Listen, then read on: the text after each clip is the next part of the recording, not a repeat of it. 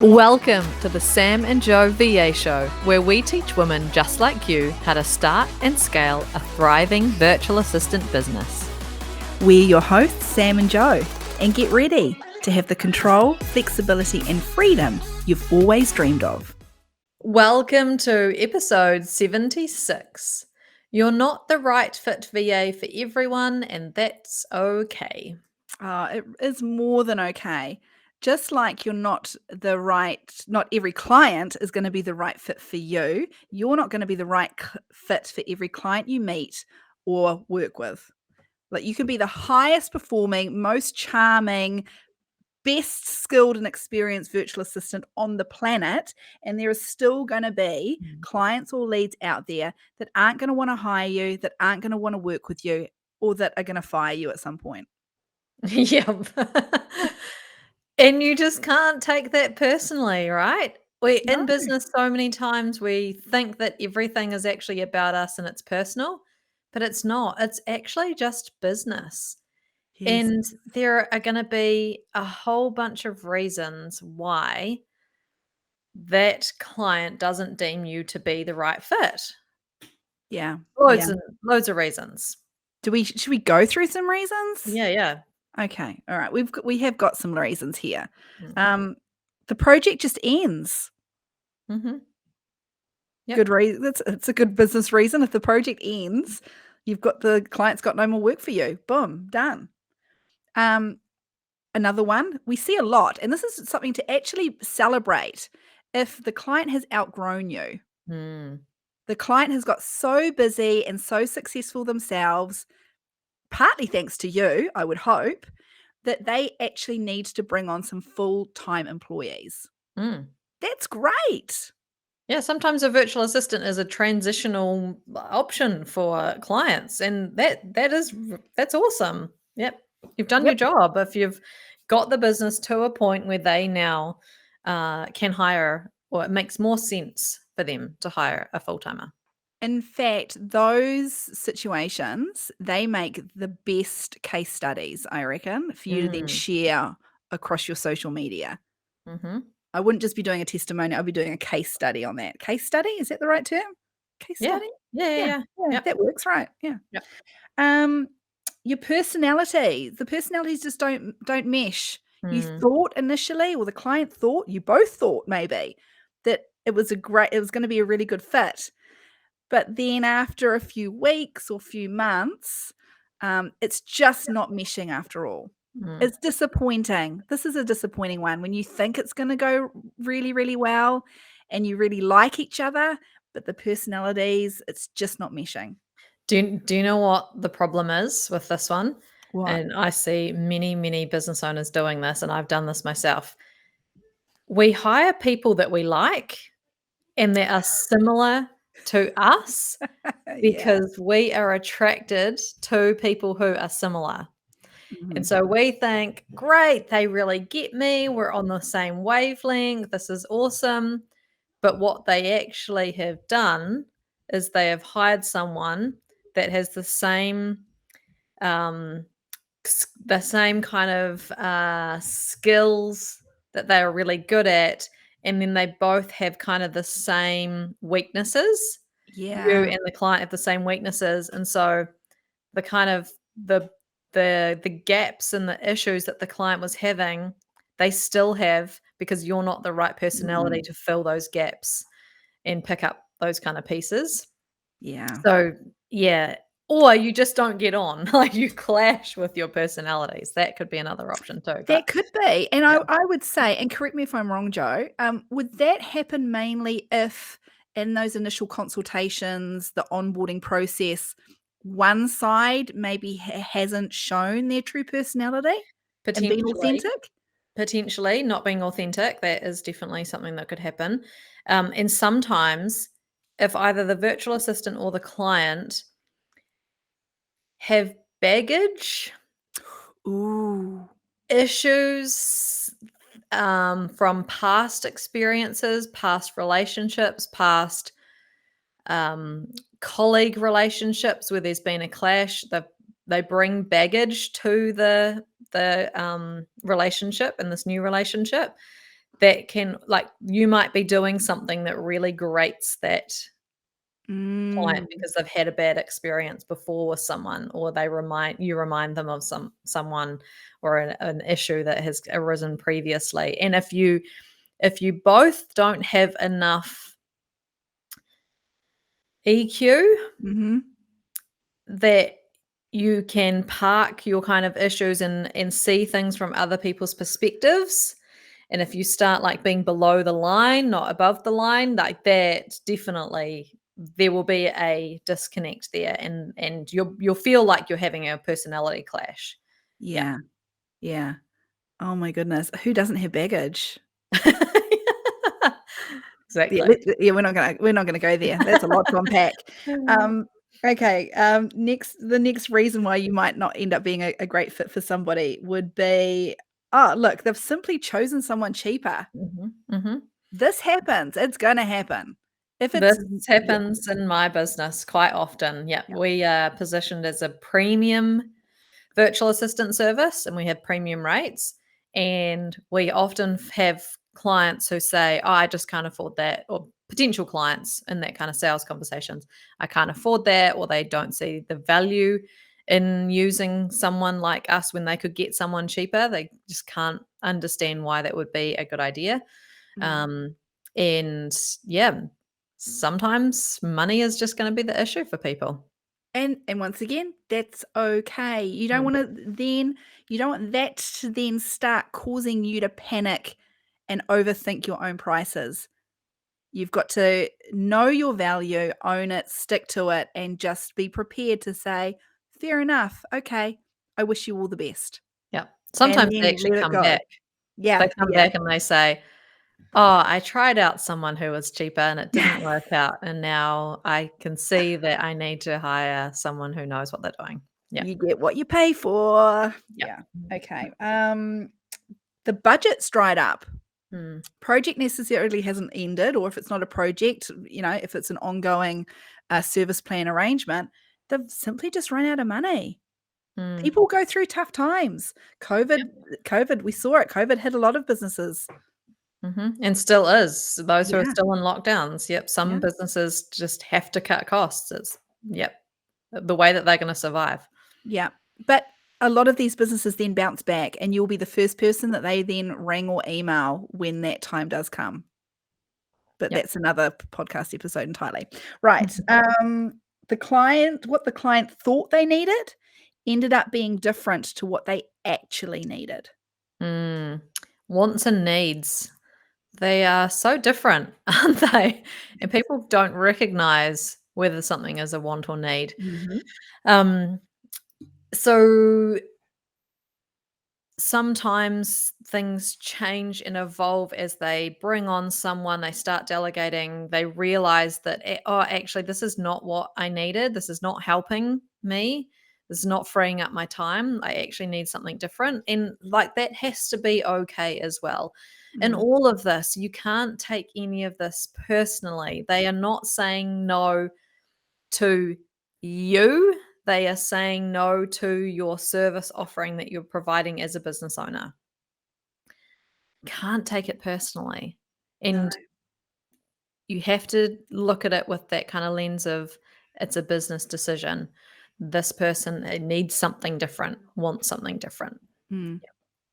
The last thing on our list of potentially why you're not gonna be a great fit for everyone, would be that the work output simply wasn't good enough. Yeah. Sometimes you're offering services that you're not good at. Yeah, we see it, don't we? We see Yep. it. We wish Mhm. we didn't, but we see it. Mhm. You need to be offering services that you are actually good at, that you have experience and skills in, and you can.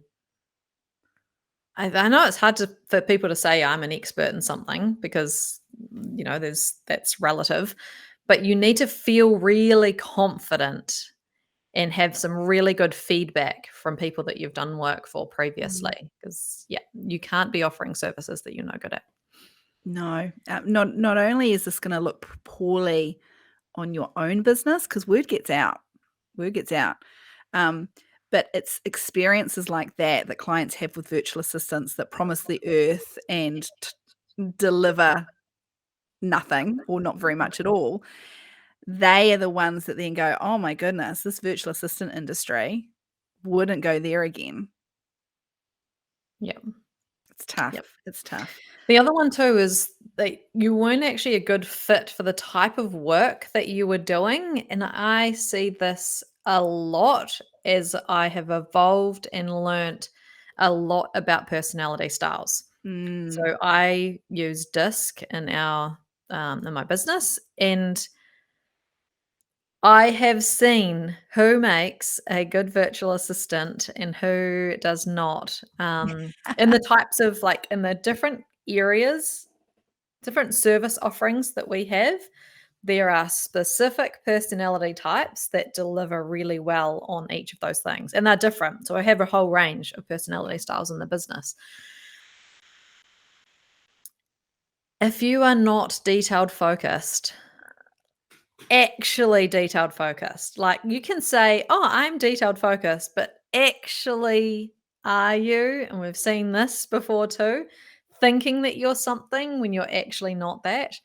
Um, if you're not process driven, if you're not detailed, you can't be offering documentation of processes and systems for someone. Mm. It's Mhm. just not the right fit for your personality.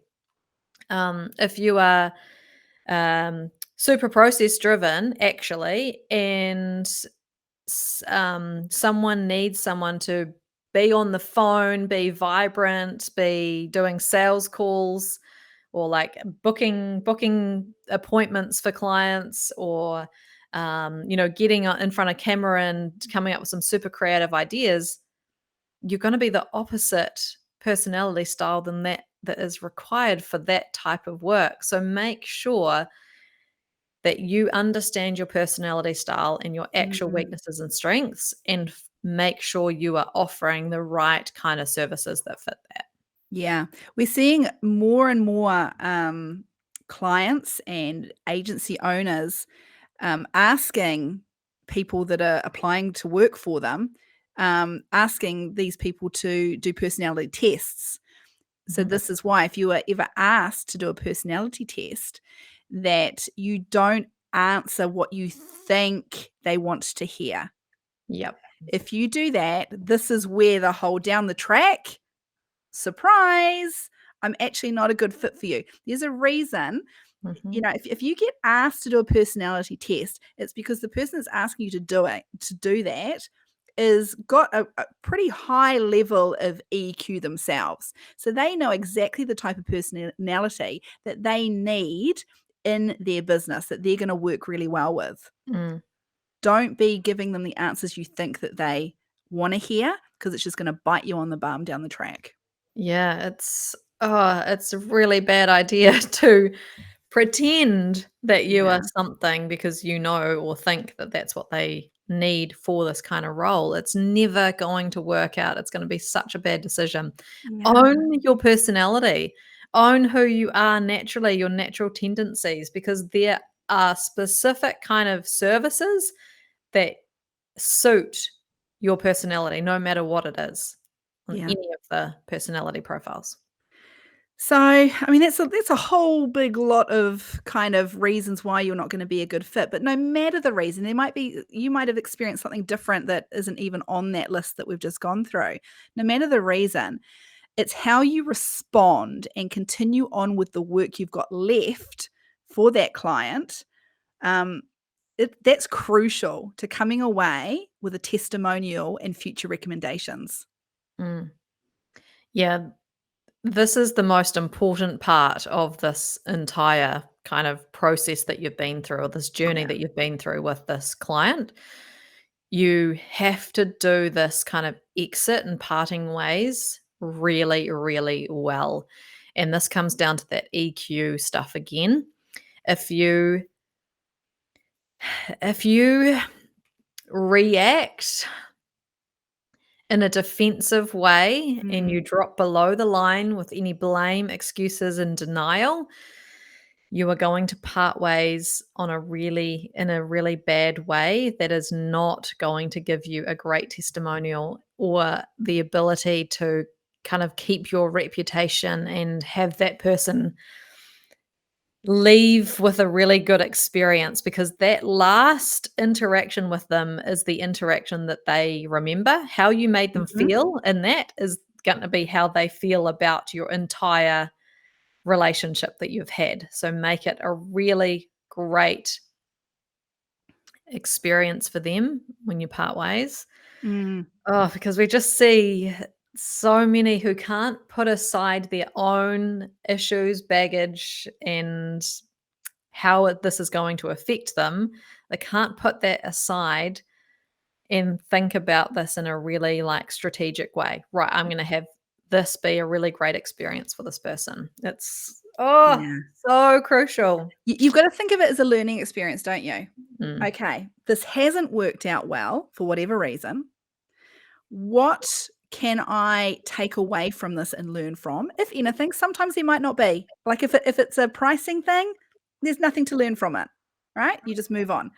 But are there any learnings from this experience that I can take away and think about and change some stuff maybe? But it's really important to move away with your head held high. And so we've got a couple of tips around that. Mhm. The first one, make sure you've walked away understanding why the client is parting ways or why that new lead isn't hiring you after all. Oh, but do this and do this in a good way. What's a The good way, Joe? Yeah, Explain what a good I'm way is. gonna I'm trying to pick my words.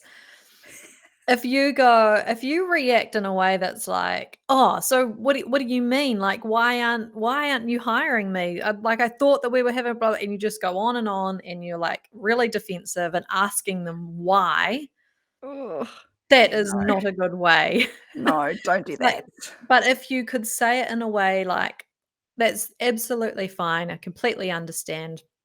Um, Something that would really help me is kinda giving me a feel for, like, where there was a disconnect or where things didn't quite gel for you, or why this isn't gonna work, and let them give you some feedback. Because if you Then go don't go in back. Don't go back and reply to that feedback with all the excuses and stuff.